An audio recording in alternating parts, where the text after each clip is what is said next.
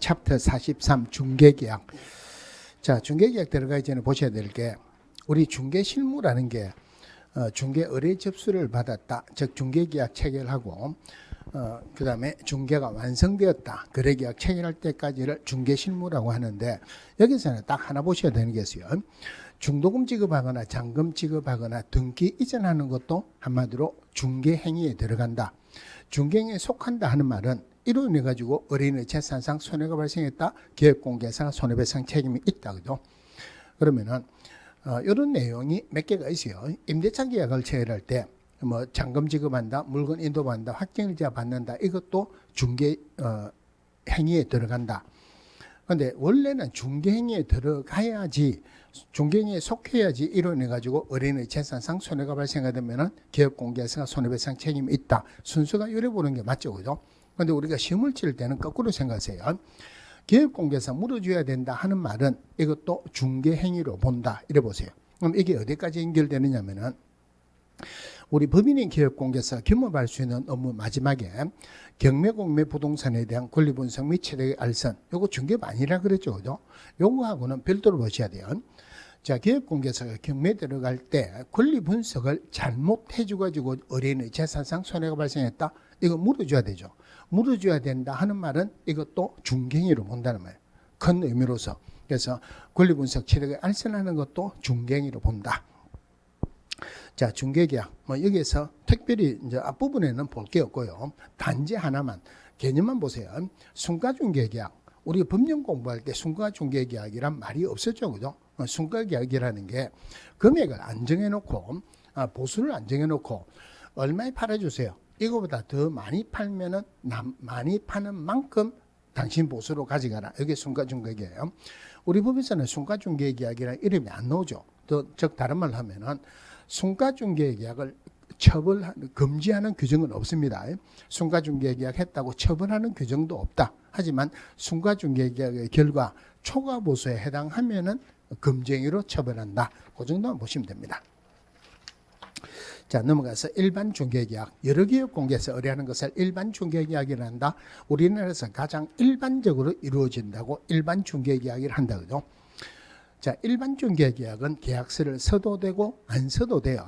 그런데 국토교통부 장관은 일반 중개계약서의 표준이 되는 서식을 정하여 이의 사용을 권장할 수 있다. 서식은 정해졌습니다. 어떤 경우라더라도 공인중개사법에서 서식이 없는 것은 거래계약서밖에 없어요. 그런데 서식은 정해졌지만 써도 되고 안 써도 된다. 자, 근데 중개의뢰인은 중개의뢰 내용을 명확하게 하기 위해서 필요한 경우는 다음 사항에 기재된 일반 중개계약서 작성을 요청할 수 있다. 물론 이럴 때도 안 써도 돼요. 서게 되면은 꼭 들어가야 되는 게 우리 집 얼마에 팔아주세요. 즉 중개대상물의 위치 및 규모, 거래 가격이 아니고 예정 가격이죠. 그 다음에 예정 가격에 따른 중개보수, 그리고 당사자 준수할 사항 들어갑니다. 거래 금액 들어가면 안 되죠, 그죠? 실제로 이 문제가 나오기로 답이 어떤 게 나왔냐면은 우리 집 팔아주세요 할 때 우리 집 비만 오면은 작은 방에 비가 새가지고 작은 방에 들어가면 한강입니다. 이런 말 안 하죠. 중개대상물의 상태에 관한 상 들어가는 거 아니죠, 그죠? 우리 집 앞마당에서는 뭐 법이 뭐 걸려가지고 뭐 못합니다. 이런 거 안 합니다. 공법상 유용지화 및 거래 규제에 관한 상도 들어가는 것은 아니다. 물론 유효기간은 일반 중개계약이나 전속 중개계약이나 둘 다가 3개월을 원칙으로 합니다. 당사자 협의로 변경할 수 있다. 틀리게 나오면 주로 6개월이라고 주로 틀리게 나왔어요. 그런데 우리 법에서 보관하는 게 3개가 있죠. 거래계약서 5년, 확인설명서 3년, 전속중개계약서 3년이에요. 그러면 그걸 판단하는 기준은 거래 금액이 나오면은 5년, 예정금액이 나오면 3년이죠. 일반 중개계약서는 써도 되고 안 써도 되니까 거래 예정금액이 나온다고 해서 3년 보관해야 된다. 이런 말이 들어가면 안 되죠, 그죠? 그런데 일반 중개계약은 잘 안 나옵니다. 전속 중개계약은 꼭 나와요. 자, 전속 중개계약을 체결할 수 있다. 전속 중개계약을 체결하면 반드시 법정된 서식인 전속 중개계약서 써야 돼요. 자, 이 맞는 거 보세요. 국토교통부 장관은 전속 중개계약서의 표준이 되는 서식을 정하여 이의 사용을 권장할 수 있다. 틀리죠, 그죠? 이거는 반드시 법정된 서식인 전속 중개계약서 써야 됩니다. 반드시 작성해야 된다. 반드시 보관해야 되죠. 전속 중개계약서도 거래 예정금액에다가 3년 보관하죠. 3년 보관한다. 반드시 해야 되고 반드시 보관해야 된다. 물론 여기에서도 조심해야 될 게 반드시 작성해야 되고 반드시 보관해야 된다. 그런데 전속중개계약을 공인전자무서센터에 보관된 경우는 별도로 작성하지 않고 보관하지 않아도 된다. 이거 들어가면 안 되죠. 전속중개계약은 전자계약으로 할 수 있다는 규정에 안 들어갑니다. 자, 기업공개에서 의무로서 작성하고 3년 보관해야 된다. 그러면은 작성해야 된다, 보관해야 된다 하고 작성해야 된다 하는 것부터 연결돼가 전부 다 위반하면은 업무 정지 3개월짜리예요. 자, 업무 처리 사항을 2주일에 1회 이상 반드시 문서로 통지해야 된다. 2주일에 1회가 더 중요한데 지문은 여기 하나에서만 나오면은 문서예요. 구두로 통보한다 안 되죠, 그죠? 통보하는 방법은 제한이 없다. 이것도 안 됩니다. 반드시 문서로 해야 돼요. 그리고 정보 공개하는데 정보 공개 핵심은 일간 신문을 찾는 거예요. 일간 신문 또는 부동산 거래 정보망에 정보 공개해야 된다. 그런데 공개하지 말 것을 요청했을 때는 공개해서는 안 된다. 자, 정보 공개하는 것 7일이죠. 7일. 이 정보 공개하는 7일하고 2주일에 1회 이상 이거하고는 반드시 구분해야 돼요. 물론 정보 공개하는 것은 한 번 이상만 공개하면 됩니다. 공개하고 나면 의뢰인에게 공개했다고 지체 없이 문서로 통지한다. 그러니까 2주일에 1회하고 7일하고 구분해야 되고 7일하고 공개했다고 의뢰인에게 통지하는 지체 없이 하고 구분하셔야 되고 일간 신문 반드시 찾아야 되죠. 그죠? 부동산 거래 정보만이 정보 공개해야 된다. 이러면 안 되죠. 자, 물론 기업공개에서는 확인 설명하는 의무를 성실히 이행해야 된다는 의무도 있습니다. 자, 중개 의뢰인의 의무로서 유효기간 내에 다른 기업공개사에게 의뢰했다 약속 위반했죠. 그죠? 약속 위반하면 위약금을 지급해야 됩니다. 물론 중개 보수에 해당하는 금액만큼 위약금을 지급해야 되는데 지금까지 이렇게 틀리는 지문은 한 번도 안 나왔는데 위약금은 약속을 위반한 사람이 갖다 바치는 게 아니고 상대방에 달라 해가지고 받는 게 맞죠.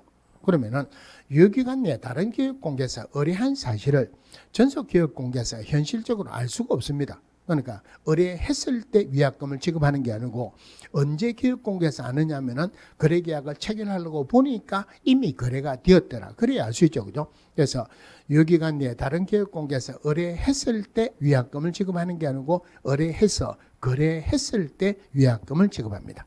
물론 기업공개사를 통해서 알게 된 상대방과 그 기업공개사를 배제하고 당사자 간에 직접 거래했을 때 이럴 때도 약속 위반했으니까 보수에 해당하는 금액만큼 위약금을 지급해야 된다. 자, 제일 자주 많이 나오는 게 스스로 발견한 상대방과 거래했을 때 절대 중개 보수의 50% 지급하는 것도 아니고 중개에 소요된 비용의 50% 지급하는 거 아니죠, 그죠? 이럴 때는 중개에 소요된 비용을 보상을 해주는 차원으로 좀 비용을 지급합니다. 그런데 한두 곳도 없이 지급할 수가 없으니까 최고가 보수의 50%다 이 말이에요. 그래서 보수의 50% 범위 내에서 중개에 소요된 비용을 지급해야 된다. 자, 정보 공개할 때 자, 정보 공개를 할 때는 정보 공개할 때 제일 중요한 게 권리관계 공개하는데 권리자 주소, 성명 등 인적사항은 절대 공개해서는 안 된다. 이게 틀린 답으로 70% 정도 나온 거예요. 그러니까 정보 공개를 한다는 말은 내가 얼마에 팔겠다 이렇게 공개하는 거예요. 그러니까 아직 거래계약 체결 안 됐죠. 가격이 아니고 예정 가격이 들어가죠. 거래 예정 가격이 들어간다. 그 다음에 공시지가 공개하는데 공시지가만 임대차인 경우는 공시지가를 공개하지 아니할 수 있다. 그래서 공시지가는 반드시 공개되는 건 아니죠. 그죠? 대신에 매도 의뢰를 받았다면 공시지가 꼭 공개를 해야 되는 거 맞죠? 자, 이거 말고 문제가 나오면은 어려운 문제가 어디에서 답으로 나오냐면은 우리 확인 설명하는 사항이 확인 설명서에 기재가 됩니다. 그러면은 확인 설명하는 사항은 글자가 똑같은 다르든 비슷하면은 전부 다 정보 공개하는 사항이라고 통치세요. 확인 설명서에 기재되는 사항. 그런데 여기에서는 중개 보수하고 취득 조세 나오죠. 확인 설명서에 중개 보수, 취득시 필요한 조세의 종류 및 세율 나오는데 여기는 나오지만은 여기에 정보 공개할 때는 안 들어갑니다. 주로 문제가 나온 게 여기에 나왔는데 요게 정보 공개하는 상에 들어가면 어려운 문제가 돼요. 이거는 별도로 받으세요. 중개보수 취득조세는 확인 설명에는 들어가지만 정보 공개는 안 들어간다. 물론 나중에 별도로 나오겠지만은 중개보수 취득조세는 거래계약서에도 꼭 기재가 돼야 되는 사항은 아니다. 자, 이래 보시고. 자, 그 다음에 오른쪽에 확인조사 확인 방법. 자, 확인조사 확인하는 방법에 거기에 확인 설명 시기 요거 조금 이따가 하고 저 밑에 3번부터 볼게요. 자, 이거부터 보겠습니다. 자, A가 갑에게 우리 집 팔아주세요. 중개계약이 체결됐죠. 제일 먼저 확인 조사를 합니다. 그럼 B에게 확인 설명을 하고 오케이 하면은 거래계약이 체결된다. 그럼 거래계약의 체결이란 거래계약서 작성하는 게 거래계약의 체결이 아니고 양당사자 의견의 합치를 보면 거래계약이 체결돼요. 다른 말로 하면은 중개가 완성된다. 그죠? 자, 그러면은 중개가 완성되면은 그 정빙으로서 교육공개서가 거래계약서 작성하고 거래계약서 작성하는 때 확인설명서 작성한다. 자, 요 부분하고 확인설명서는 요 그대로 볼게요.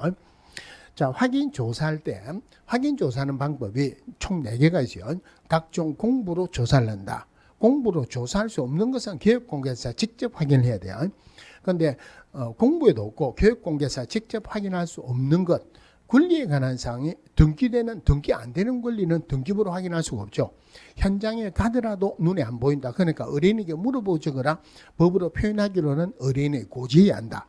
나머지는 전부 다 교육공개사 확인을 하는데 집 안에 있는 것, 실제로는 건축물 안인데 제가 표현할 때는 집 안이라고 표현합니다. 집 안에 있는 것은 직접 확인하기가 곤란하죠. 요거는 상태에 관한 자료를 요청해서 확인합니다. 법에서는 상태에 관한 자료를 요청하여야 한다가 아니고 요청할 수 있다. 상태에 관한 자료 요청은 거래 당사자에게 요청할 수 있는 거 아니죠. 그죠? 권리를 이전하려는 의뢰인에게 상태에 관한 자료를 요청할 수 있다. 요청했다. 그러면은 뭐 주면은 주더라는 것을 뭐를 요청했는데 뭐를 주더라 확인 설명서에 기재를 하면 돼요. 그런데 불응한다고 해서 안 준다고 해서 남의 집안에 있는 것을 열쇠 수리공 불러갖고 문 따고 들어가서 확인할 수 있는 권리는 없죠. 불응하면은 B에게 취득하는 의뢰인에게 설명도 하고 확인 설명서에 기재도 한다. 다른 말로 B에게는 어떤 상을 달라 했는데 안 주더라 하는 것을 설명하지 어떤 상을 달라 했는데 뭐를 주더라 하는 것은 설명할 이유가 없죠. 그래서 B에게는 그냥 요구했을 때는 기재만 하면 돼요. 요구했을 때 설명한다 이런 거 안 들어가죠. 불응했을 때만 설명도 하고 기재를 합니다. 자, 제일 중요한 것은 확인 설명하는 시기예요. 자, 중개 의뢰받았을 때 설명한다 이런 말이 안 맞죠. 왜냐하면 교육공개사 의뢰받았다 중개를 해야 되는 의무가 있는 건 아니에요. 중개 의뢰받았을 때 확인 설명하고 오케이 하면은 중개가 완성된다. 즉 확인 설명은 중개가 완성되기 전에 하지 절대 중개가 완성된 때 하는 거 아니죠. 그죠? 중개가 완성된 때 확인 설명해야 된다라고 수도 없이 틀리게 나왔어요. 계속 봐야 돼요. 거래 당사자에게 설명하는 게 아니고 권리를 취득하려는 의뢰인에게 그냥 구두로 설명하는 게 아니고 성실 정확하게 확인 설명하고 설명의 근거 자료를 제시해야 된다. 요 지문이 나오면 똑같이 나올 거예요. 교육공개사가 성실 정확하게 확인 설명하지 않거나 설명의 근거 자료를 제시하지 않으면은 업무 정지입니까? 500만 원의 과태료입니까? 이건 500만 원의 과태료죠. 물론 소속공개사 위반하면은 자격 정지 3개월짜리 그대로 있어요. 자, 그리고 중개가 완성되면은 중개가 완성된 때 거래계약서 작성하고 확인 설명서 작성해야 된다. 즉, 중개가 완성되기 전에는 거래계약서 확인 설명서 작성할 수 없다는 말이에요. 자, 그럼 이걸 가지고 확인 설명하는 내용이 확인 설명서로 나오는데 확인 설명서 1, 2, 3, 4 1이 주거용 건축물, 2가 비주거용 건축물, 3이 토지, 4가 임목공장재단, 광업재단이죠. 영문도 있어요. 근데 영문은 문제가 안 나온다 그랬어요. 1만 보시면 돼요. 1만 보시고 2, 3, 4는 비교만 하면 돼요. 확인 설명서 1에 크게 나누기로 기본 확인상, 세부 확인상, 중개 보수 등에 관한 상 나누는데 기본 확인상의 첫 번째 중개 대상물의 표시. 자, 표시는 크게 문제가 나올 건 별로 없어요. 토지는 토지 대장을 보고 건축물은 건축물 대장을 보고 적는다. 위반 건축물인 거는 건축물 대장을 보고 적어야 되죠. 내진 설계 여부, 내진 능력도 건축물 대장을 보고 적습니다. 그런데 조심해야 되는 게 토지는 토지 대장, 건축물은 건축물 대장을 보고 적는데 확인 설명서 4에서 제일 중요한 게 이 부분이에요.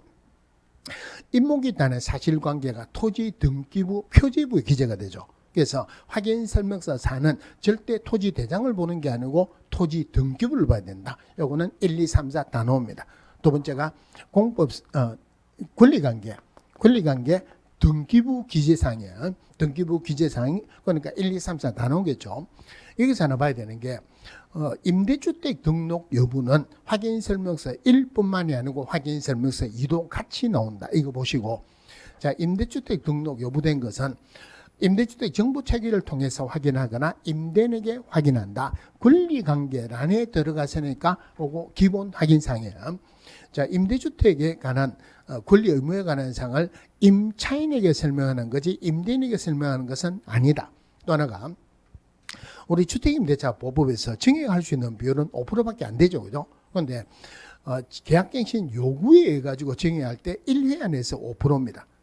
그거 말고 재계약을 할 때는 절대 5% 적용을 안 합니다. 그런데 임대주택은 임대 의무 기간 중에는 재계약을 할 때도 5% 적용한다. 나머지는 틀리게 넣을 건 없고 물론 한번 정리하고 1년 내내는 다시 정리할 수 없다. 주택임대차 보법 그대로 보시면 돼요. 자, 세 번째가 공법상 이용자 및 거래 규제에 관한 사항. 앞에 토지 이용계 공법상 이용자 및 거래 규제 토지 부분이니까 토지가 나오는 1, 2, 3 나옵니다. 4는 안 나와요. 여기서 제일 자주 나오는 게 건폐율 상한, 용적률 상한은 뭐를 보고 기재한다? 이거 절대 토지 이용계획 확인서 아니죠. 그죠? 시군 조례를 보고 기재합니다. 그 다음에 도시군 계획시설, 지구 단위 계획구역, 그 밖에 도시군 관리계획은 기업공개사 확인하고 나머지는 전부 다가 토지 이용계획 확인서를 보고 적는다. 물론 공부에서 확인할 수 없는 사항 안 적어도 된다 아니죠. 부동산청과 정보망을 통해서 확인하는데 정보 시스템을 통해서 확인하는데 여기서 하나 봐야 되는 게 임대차인 경우는 생략할 수 있다. 자 보세요. 확인 설명서의 공법상 유용자 및 거래 규제는 임대차인 경우는 생략할 수 있다. 대신에 정보 공개할 때는 공법상 유용자 및 거래 규제 임대차인 경우는 생략할 수 있다. 없습니다. 오로지 정보 공개할 때는 공시지가만 임대차인 경우는 생략할 수 있다. 이래요. 그 다음에 입지 조건. 자, 입지 조건. 확인 설명서 안에 항목 안에 있는 것 꼭 기억을 해야 되는 게 두 개가 있어요. 자, 입지 조건에 일단 도시군 계획시설 입지 조건에 들어간다 안 들어간다? 도시군 계획시설은 공법에서 공부를 하죠. 그러니까 공법상 이용자 및 거래 규제에 들어가고 입지 조건은 별도로 꼭 기억을 하셔야 돼요.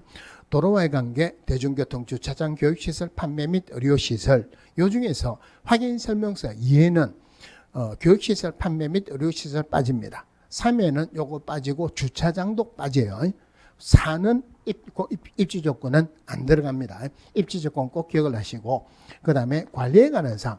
관리에 관한 사항이라는 게 경비실이 있느냐 없느냐 관리 주체가 누구냐 그러면은 토지에 경비실이 있으면 이미 토지가 아니죠. 그래서 이거는 확인 설명서 1, 2만 들어갑니다. 그 다음에 비선호시설. 비선호시설이 1km 이내에 비선호시설이 있느냐 없느냐 중요한 것은 확인 설명서 1하고 3에만 들어갑니다. 2는 안 들어가요. 4도 안 들어갑니다. 거래 예정 금액이요. 확인 설명서에는 안에는 어떤 경우도 거래 금액은 안 나옵니다. 물론 확인 설명서에는 중개가 완성된 때, 완성되고 난 뒤 이런 말도 안 나와요. 거래 예정 금액은 중개가 완성되기 전 거래 예정 금액을 적는다. 물론 공시지가, 건물 공시가격도 중개가 완성되기 전 공시지가, 건물 공시가격을 적는데 요거 두 개는 임대차인 경우는 생략할 수 있다. 그 다음에 취득 시 필요한 조세의 종류 및 세율. 말 자체가 중요합니다. 확인 설명은 이전하는 의뢰인에게 설명하는 게 아니고 취득하는 의뢰인에게 설명하죠. 취득 조세가 들어가지 이전 조세는 들어가면 안 되죠. 이전 조세라고 나오지는 않겠지만은 이전 및 취득 및 이전에 필요한 조세 이런 거 들어가면 안 되죠. 그죠?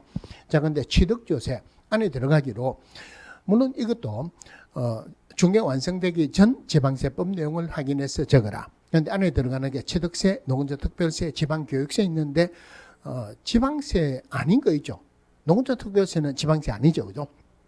물론 재산세는 6월 1일 현재 보유하고 있는 사람이 부담한다 항목도 있고 중요한 것은 임대차인 경우는 취득조사가 나올 수가 없죠.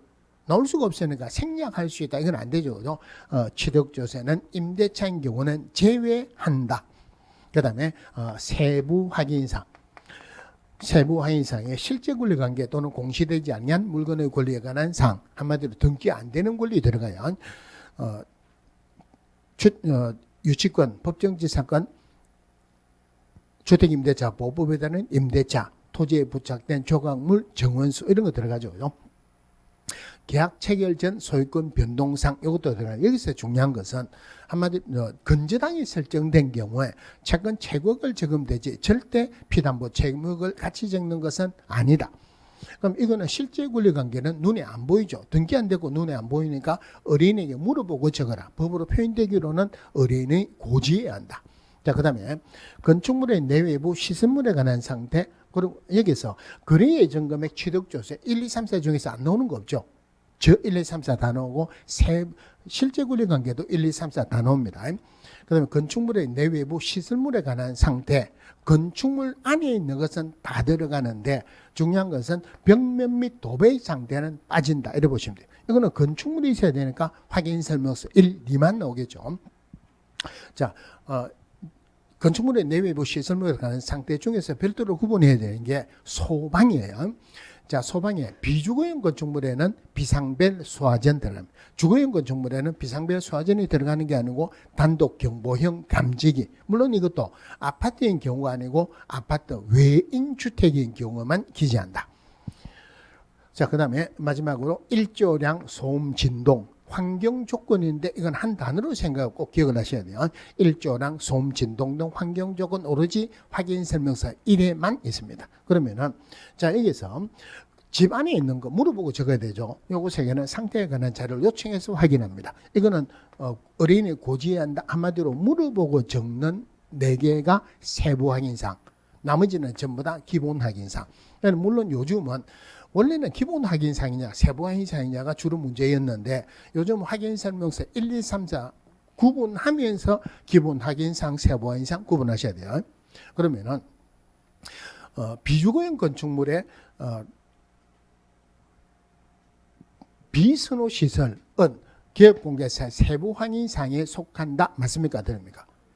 이거는 비주거용은 비선호 시설은 안 들어가죠.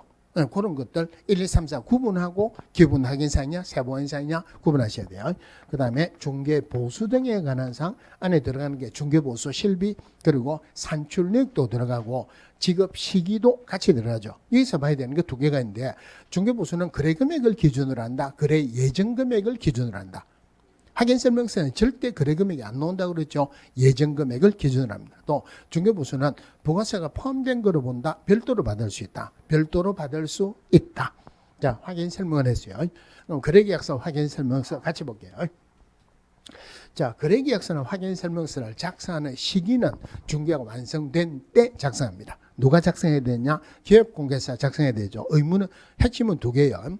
법인이라는 법인은 대표자가 작성합니다. 분사무소는 절대 법인의 대표자가 아니고 분사무소 책임자 작성하는데 첫 번째 핵심. 그 다음에 2번째 핵심은 소속공개사는 중개 업무 할 수 있지 해야 되는 의무가 있는 건 아니죠. 소속공개사가 작성할 수 있지 작성하여야 한다 들어가면 안 되죠. 그죠? 소속 공개에서 업무를 수행했어요. 누가 거래계약서는 확인설명서를 작성했다 하더라도 서명 및 날인하는 것은 기업공개서는 무조건 해야 돼요. 물론 법인이라면 대표자가 분사무소는 분사무소 책임자가 해야 되고 소속공개사는 작성해야 되는 의무는 없지만은 그 업무를 수행한 소속공개사도 서명 및 날인을 해야 됩니다. 물론 서명 날인은 반드시 구분하세요. 공인중개사법이나 부동산 거래 신고에 관한 법률 말고는 핵심은 아닙니다. 공인중개사법이나 부동산 거래 신고에 관한 법률에서 서명 날인은 전부 다가 서명 또는 날인이에요. 그런데 및 하는 것은 딱 2개죠. 거래계약서하고 확인설명서만. 그것도 거래 당사자가 할 때는 아니에요. 소속 공개사가 기업 공개사 할 때, 기업 공개사가 소속 공개사 할 때만 및 들어갑니다. 자, 그러면은 이거는 맞는 거 보세요. 기업 공개사, 물론 그 업무를 소속 공개사 했다면 소속 공개사가 공동으로 했을 때는 공동으로 확인 설명서에 서명된 날인하여야 한다 하면은 맞다 틀렸다. 이거는 맞는 거로 보세요. 거래계약서는 땐 하면 안 돼요. 원래 기업 공개사가 소속 공개사가 거래계약서 확인 설명서에 땐 하는 걸 밑으로 바꿨습니다. 밑으로 바꾼다는 말은 두 개 다 해야 되죠, 그죠? 그런데 확인 설명서 서식에는 밑이라고 되어 있어요. 그런데 작성 방법에는 땐 해놓은 것을 밑으로 바꾸는데 누락이 됐어요. 확인 설명서에 땐이라고 되어 있기 때문에 거래계약서 확인 설명서를 기업공개사와 소속공개사가 서명된 날인하여야 한다 해도 틀렸다고 하지 말라는 말이에요. 맞는 말이에요. 그러면은 반드시 작성해야 된다. 반드시 보관해야 되죠. 거래계약서는 중개가 완성된 때 작성한다. 모든 게 결정됐으니까 거래 금액이 나와요. 거래 금액이 나온다는 말은 5년이죠. 확인 설명서 거래 예정 금액이 나오죠. 3년이에요. 그러면은 작성을 해야 되는 것부터 작성 안 했다, 서명 및 날인 안 했다, 교부 안 했다, 보관 안 했다, 작성 안 했다부터 연결하는 거는 전부 다 업무 정지라 그러죠. 자, 원래는 5년, 3년 작성해야 되고 5년, 3년 보관해야 되는데 다만 공인전자무세센터에 보관된 경우는 그러하지 아니하다. 다른 말로 공인전자무세에서 보관됐다면 작성 안 해야 되고 서명 및 날인 안 해도 되죠. 물론 교부도 안 해도 되죠. 그죠? 그러면은 이게 전자계약으로 하는 건데 전자계약으로 하는 게 거래계약서 확인설명서예요. 그런데 거래계약서라도 모든 거래계약서를 전자계약으로 할 수 있는 게 아니고 매매하고 임대차만 할 수 있어요.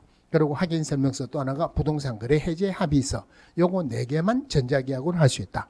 그럼 매매에 관한 계약을 전자계약으로 하게 되면은 자동적으로 부동산 거래 신고가 됩니다. 별도로 부동산 거래 신고 안 해도 되죠. 임대차에 관한 전자계약을 하게 되면 자동적으로 확정일자를 부여합니다. 별도로 확정일자 안 받아도 되죠. 그럼 전자계약으로 하면 작성을 안 하니까 서명 및 날인할 수가 없죠. 이거 대신에 공인인정의 방법을 하는데 공인인정하는 방법이 5개가 있어요. 공인인정서로, 그 다음에 SMS 본인 확인하는 거로, 그 다음에 전자패드로 하는 방법도 있고 신분증 촬영하는 방법, 그 다음에 지문 인식하는 방법도 있다. 대신에 기업공개사라면 반드시 공인인정서로 해야 돼요.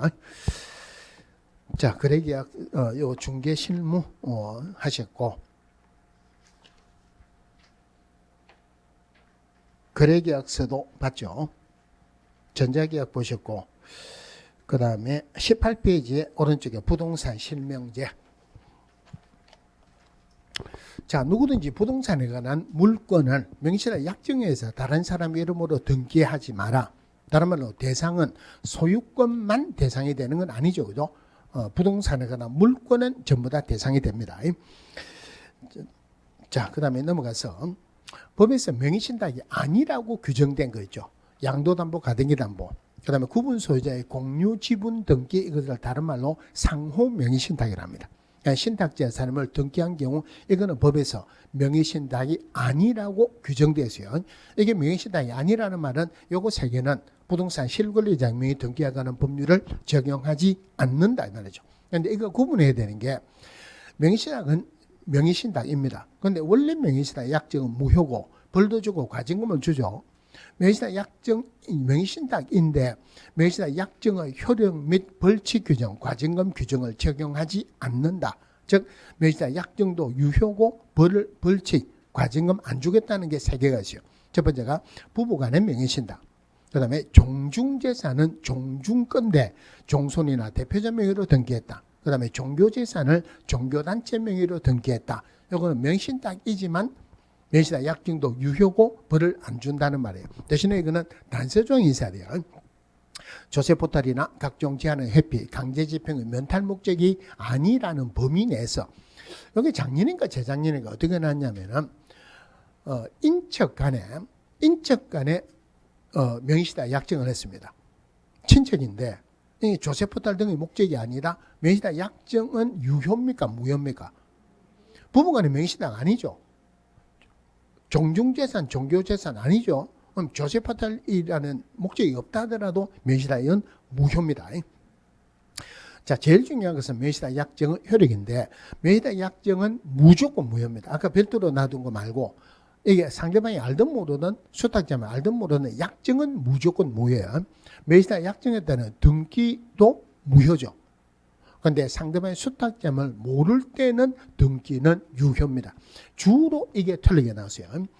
그 다음에 제3자에게 대항할 수 없다. 제3자가 선이든 악이든 불문하고 제3자에게 대항할 수 없다. 제3자에게 대항할 수 없다는 말은 신탁자는 제3자에게 내 거니까 달라 할 수 없다는 말이죠.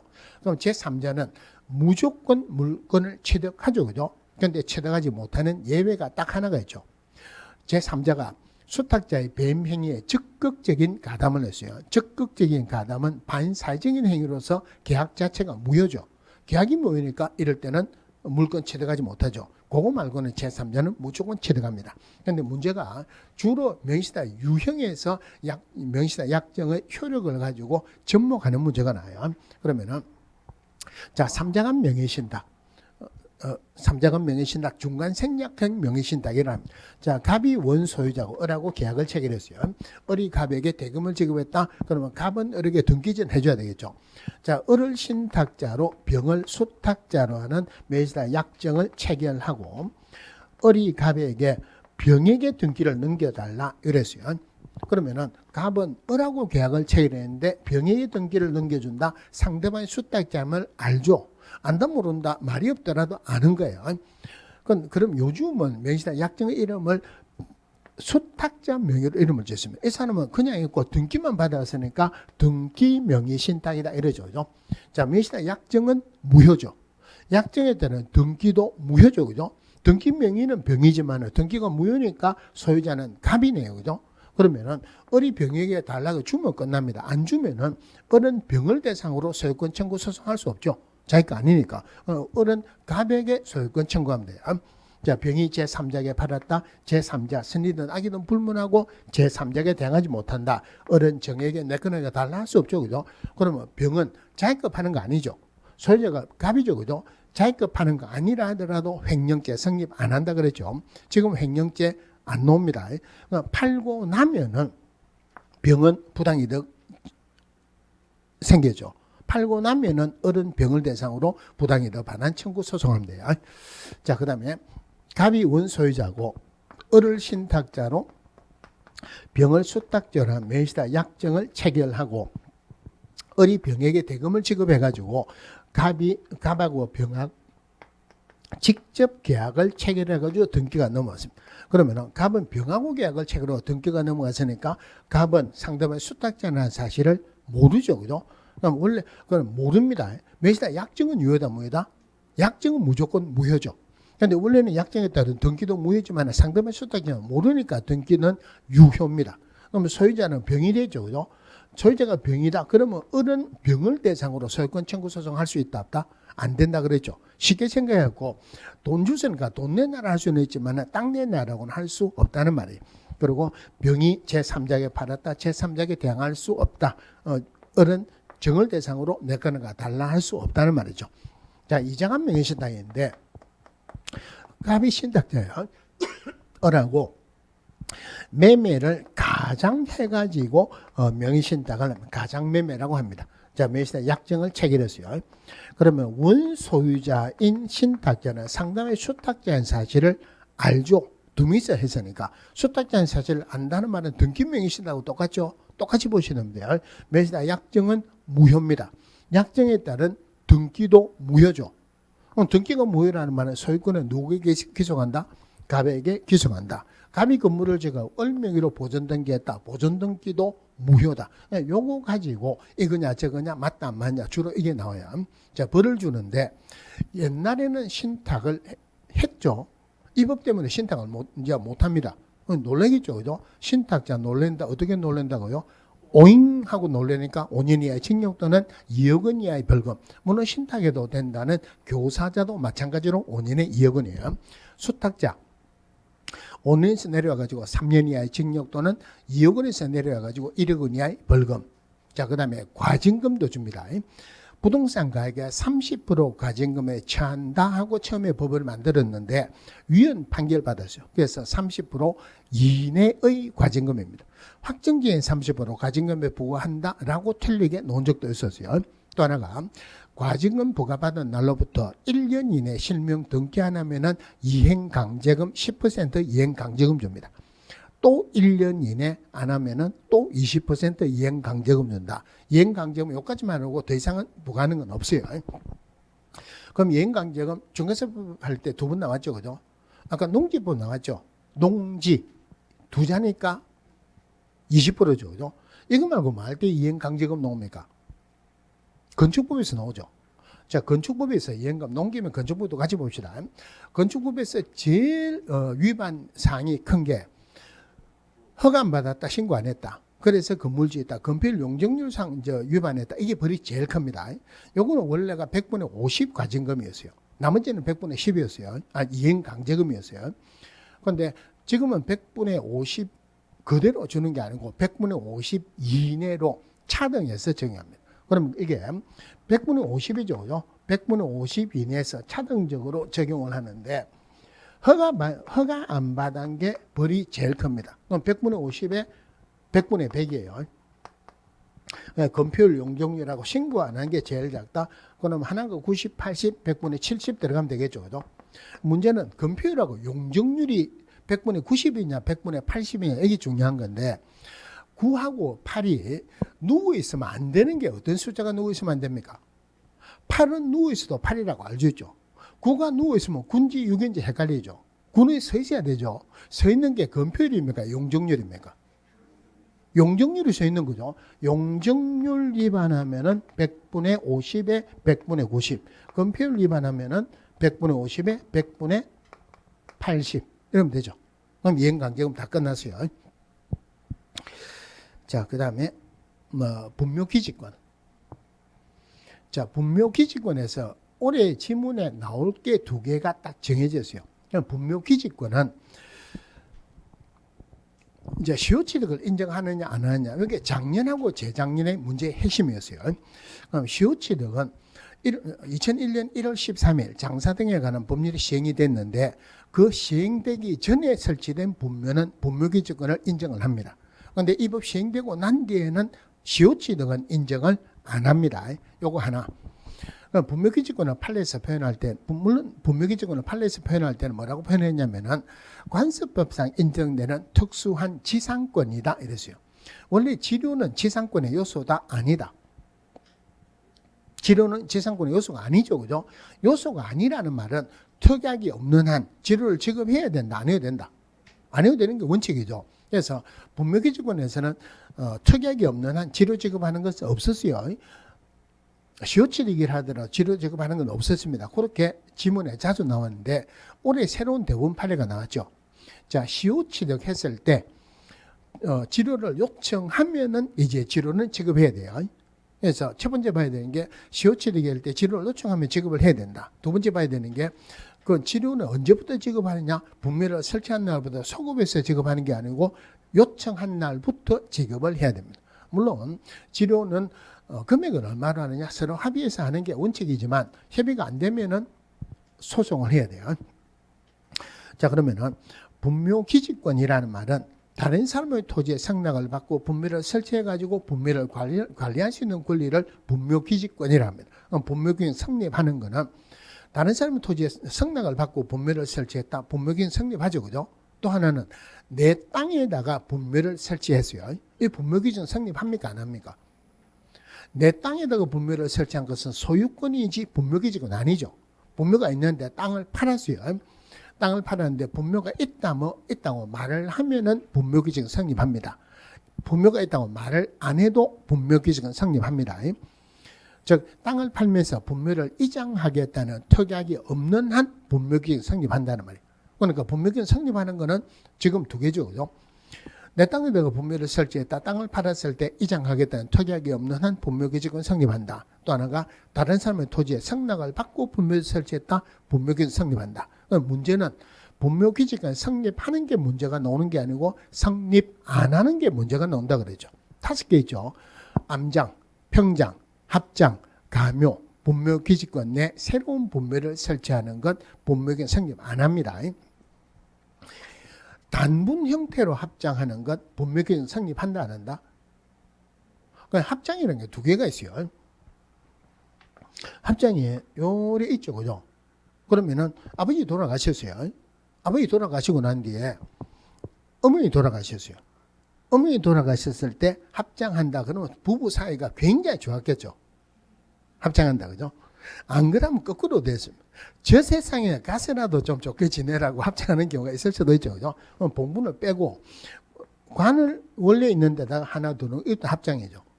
그러니까 단분 형태의 합장이랍니다. 요거 요리 있죠. 옆에 요리하는 거, 이 또 합장이야. 쌍분 형태의 합장이야. 그럼 합장 안 된다 그랬죠.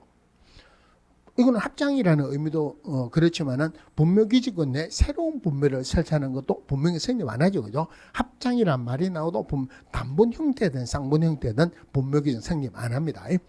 그럼 분묘기지권 언제까지 가느냐? 분묘가 있고 자기가 관리하겠다는 의지가 있는 한 영원히 갑니다. 그럼 분묘기지권의 면적은 핵심이 두 개예요. 계묘지의 분묘기지권 몇 제곱미터 이내여야 된다? 아니죠, 그죠? 분묘기지권은 구체적인 숫자가 절대 들어가면 안 돼요. 그럼 분묘기지다 하는 말이나 기지다 하는 말은 똑같은 말이에요. 몇 등이란 말이에요. 우리 산속에서 절할 때 몇 등 위에서 절하는 게 아니고 밑에서 절하죠. 그래서 분묘기지권은 분묘기지뿐만이 아니고 봉지에서 할 수 있는 일정한 면적을 합한다. 자, 그다음에 장사 등에 관한 법률 들어가지고 분묘를 설치하는 거리 제한이 있어요. 거리 제한이 자, 지나가는 곳, 도로, 철도, 하천으로부터는 몇 메다 이상 떨어져야 된다? 하나, 둘, 세 개니까 300m 이상. 그 다음에,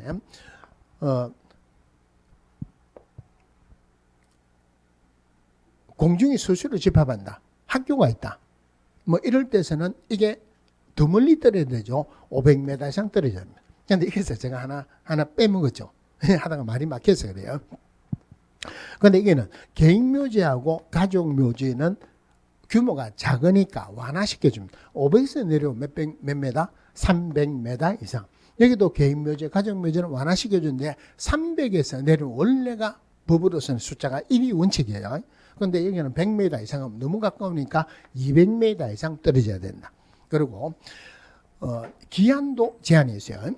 장사 등에 관한 법률 시행되기 전에 설치된 분묘는 영원히 갈 수 있습니다. 그 다음에 이 법 시행되고 난 뒤라도 자기 땅에 설치된 것은 영원히 갈 수 있어요. 다른 사람 토지에 승낙을 받고 분묘를 설치했다. 대표적으로 사설묘지, 공설묘지 있죠. 묘지 설치 기간은 30년이에요. 30년인데 공설묘지에 한해서 연장 신청을 받으면 1회 안에서 30년간 단위로 연장하여야 한다. 그럼 최종적으로 기간이 끝났다. 화장하거나 봉헌하고 시설물 철거해야 돼요. 그럼 우리 묘 옮길 때 아무 때나 옮깁니까? 날 잡아서 옮깁니까? 날 잡아서 옮긴다. 날은 1년 안에 다 있죠. 1년 이내 화장하거나 봉헌하고 시설물 철거해야 된다. 자, 그 다음에 장사 등에 관한 법률에서 전통적으로 나오는 문제는 묘지, 분묘나 묘지나 똑같은 말이죠. 분묘의 종류가, 묘지의 종류가 개인묘지, 그 다음에 가족묘지, 종중묘지, 법인묘지 이렇게 있어요. 자, 일단 하나만 구분하시면 돼요. 남편 묘지 옆에 부인 묘지를 샀다. 개인 묘지다. 가족 묘지다. 이거는 개인 묘지다. 이놈만 보시면 돼요. 자, 개인 묘지를 설치하면은 설치했다고 신고를 합니다. 나머지는 묘지를 설치하기 전에 시군구청장에게 허가를 받아야 돼요.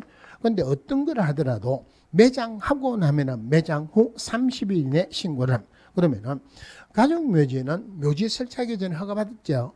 그 다음에 매장하면 매장 후 30일 내 신고를 합니다. 그런데 개인 묘지는 묘지를 설치했다는 의미나 매장했다고 신고하는 의미나 같은 의미로 보시면 돼요. 자, 숫자 봐야 되는 게 두 개가 있는데 개인 묘지는 30제곱미터 이내죠. 개인 묘지의 분묘 기지권이 30제곱미터 이내는 아니죠. 그죠? 가족 묘지 100제곱미터 이내, 종중 묘지 1000제곱미터 이내, 법인 묘지는 10만 제곱미터 이상인데 요거는 문제가 나올 가능성은 별로 없어요. 그런데 법인 묘지 10만 제곱미터 이상이다. 땅이 굉장히 넓어야 되겠죠. 그래서 법인 묘지 중에서 법인은 돈으로 이루어진 재단 법인에 한정해서 법인 묘지를 설치 관리할 수 있다. 자, 문제가 나오면은 헷갈리는 게 가족묘지, 종중묘지, 법인묘지는 집단적으로 설치하죠. 요 안에서는 묘지 1기당 10제곱미터 이내입니다. 합장할 때는 15제곱미터 이내죠. 그죠? 근데 문제가 나오면은 묘지 1기당 10제곱미터 이내다 하는 거하고 개인 묘지 30제곱미터 이내하고 이거 많이 헷갈립니다. 근데 이게 가족묘지, 종중묘지, 법인묘지 내에서 묘지 1기당 10제곱미터 이래 놓으면 별로 안 헷갈리는데 주로 문제가 나오면은 묘지 1기당 이래 나와요. 묘지 1기, 개인묘지가라는 말이 없고 그냥 묘지 1기당 하면은 가족묘지, 종중묘지, 법인묘지 내에서 묘지 1기당이 생략되었다 이렇게 생각하세요. 그러니까 10제곱미터네. 자연장지 문제가 나올 거는 볼 거는 딱 하나밖에 없습니다. 내용은 똑같아요. 똑같은데 숫자는 요거하고 요건 똑같습니다. 그런데 묘지는 개인 묘지는 신고, 나머지는 허가지고도 자연장지는 나머지는 전부 다 신고, 맨 밑에 법인 등 자연장지만 허가. 요거 정도는 보시면 되고, 토지 소유자나 자연장지 소유자의 승낙을 받지 않고 자연장한 자는 자연장을 위한 권리를 주장할 수 없다. 자, 분묘기지권에서 판례가 나오면은 판례 나올 거는 딱 정해졌어요. 분묘기지권을 누가 주장하느냐? 분묘를 관리하는 사람이 주장한다 이렇게 생각하세요. 그럼 원래 분묘 관리는 누가 합니까? 종손이 하죠. 그럼 종손이 분묘를 관리할 수 있을 때라는 말이 나오면은 종손이 분묘를 관리한다는 말이에요. 그럼 종손이 분묘를 관리할 수 있을 때 분묘 연구자는 분묘기지권 주장할 수 있다 없다? 할 수 없다 그죠? 근데 종손이 관리를 해야 되는데 종손이 관리를 안 하고 종중에서 관리를 하고 있다면 그 종손은 분묘기지권을 주장할 수 없죠. 또 분묘기지권을 주장하려면은 분묘가 있어야 돼요. 분묘가 멸실되면 분묘기지권을 주장할 수 없습니다. 그런데 분묘가 일부 멸실되고 유골이 존재하고 원상회복할 수 있다면은 분묘기지권 그대로 존속한다. 자, 분묘기지권을 포기할 때는 포기하겠다는 의사 표시만 있으면 됩니까? 점유까지 같이 포기해야 됩니까? 굳이 점유까지 포기할 필요는 없죠. 의사 표시만 있으면 된다. 그럼 분묘기지권은 분묘를 설치 관리할 수 있는 권리인데 땅을 소유의 목적으로 분묘기지권을 취득하는 건 아니죠. 분묘기지권은 자주점유가 아니고 타주점유죠. 그런데 분묘기지권도 자주점유가 딱 하나가 있죠. 자기 땅 인근의 토지를 자기 땅으로 착각을 해가지고 분묘를 설치한 것은 이것도 자주점유에 해당합니다. 분묘기지권의 주로 한 문제 이래 놓습니다. 자, 그 다음에 장사 등에 관한 경매, 공매. 자, 요거 잠시 쉬다가 보겠습니다.